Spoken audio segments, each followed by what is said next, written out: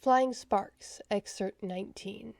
For some time, Bard stood there, hoping to calm his core with the warm memory replays. However, far too soon, the need to see the fragile little ember filled him again, and he slid off into the night. The general had grown far too adept at reading their colors, and the Bard did not want to have to explain the sudden rushes of bright orange guilt that were telling across his membrane. The base fence posed little trouble to him. Shifting into a quadruped mode he had observed in some of the local omnivores, Bard gained enough speed to easily vault the chain link and razor wire that covered it.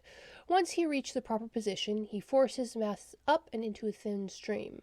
For a brief moment he hung in the air over the barrier with the moonlight shining through his membrane and his own chlor gleaming aquamarine. Then his mass flowed over to the park side of the fence, and he took the shape of the bear again. This time he made the effort to darken his membrane and roll around in the bark and pine needles in the forest floor. When he was done, the surface area of his hide had absorbed the fibers and sorted them into a passable fur coat. He concentrated his higher thought functions in the specially formed cavity at the cranial end and let struts harden within the shape of a skeleton. Shaking his head and snorting in satisfaction, Bard lumbered off at a strictly regulation 25 miles an hour. He had never personally observed a bear traveling at that speed, but that was what the books noted.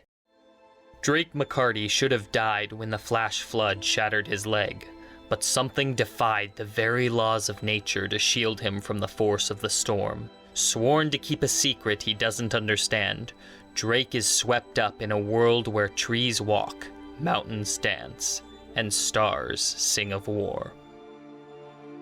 Flying Sparks, 100,000 words of science fantasy adventure set in the Dying Embers universe. Two worlds collide in this science fiction novel, available on Indiegogo for the month of July 2023.